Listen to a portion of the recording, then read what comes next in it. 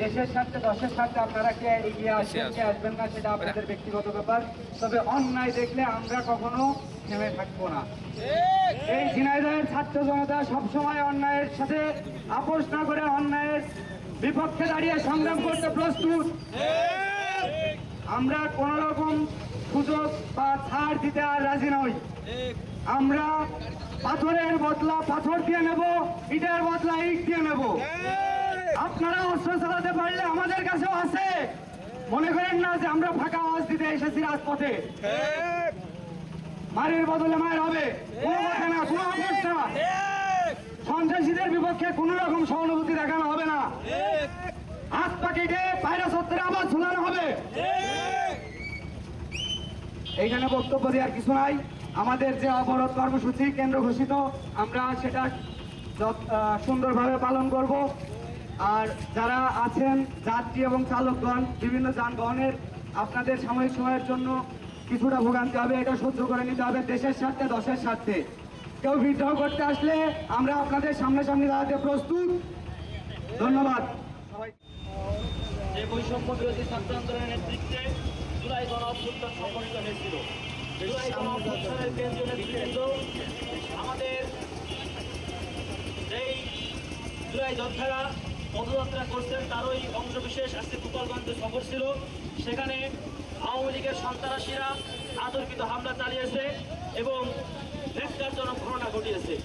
এই সন্ত্রাসীরা শুধুমাত্র গোপালগঞ্জ নয়, সারা বাংলাদেশেই এই দেশকে অস্থিতিশীল করার জন্য সর্বাত্মক প্রচেষ্টা চালিয়ে গিয়েছে। আমরা গত জুলাই মাসের 16 তারিখ উজিরালিতে একটি বিক্ষোভ মিছিল করতে গেছিলাম।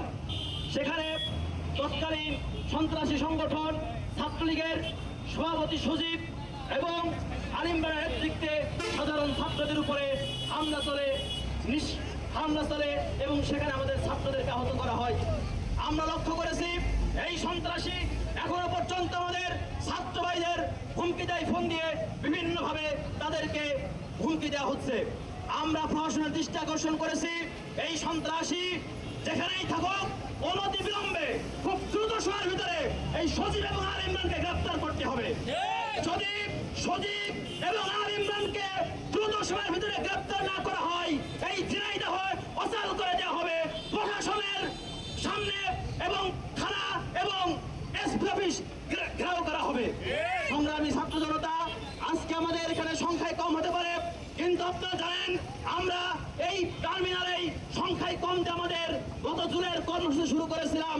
আমাদের সামনে বাধা ছিল, ছাত্রলীগের হুমকি ছিল, পুলিশ বাহিনী আমাদেরকে বাধা দিয়েছে।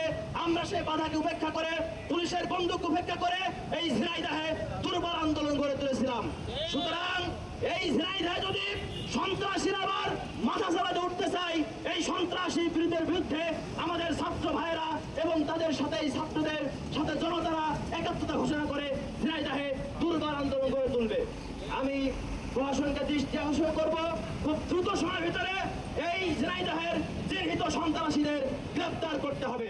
জিন্দাবাদ জিন্দাবাদ মুজিববাদ মুর্দাবাদ মুর্দাবাদ মুর্দাবাদ মুজিববাদ মুজিববাদ মুর্দাবাদ মুর্দাবাদ মুজিববাদ মুজিববাদ আওয়ামী লীগের ঠিকানা এই বাংলায় হবে না, আওয়ামী লীগের ঠিকানা এই বাংলায় হবে না, সন্ত্রাসীদের ঠিকানা এই বাংলায় হবে না, যুবলীগের ঠিকানা এই বাংলায় হবে না, ছাত্রলীগের ঠিকানা এই বাংলায় হবে না, সন্ত্রাসীদের ঠিকানা এই বাংলায় হবে না, সজীবের ঠিকানা এই বাংলায় হবে না, ইমরানের ঠিকানা এই বাংলায় হবে না, সজীবের ঠিকানা এই বাংলায় হবে না, ইমরানের ঠিকানা এই বাংলায় হবে না। ইনকিলাব ইনকিলাব জিন্দাবাদ জিন্দাবাদ মুর্দাবাদ মুর্দাবাদ মুজিববাদ মুজিববাদ মুর্দাবাদ মুর্দাবাদ মুজিববাদ মুজিববাদ ইনকিলাব ইনকিলাব। জিন্দাবাদ জিন্দাবাদ। ধন্যবাদ সবাইকে।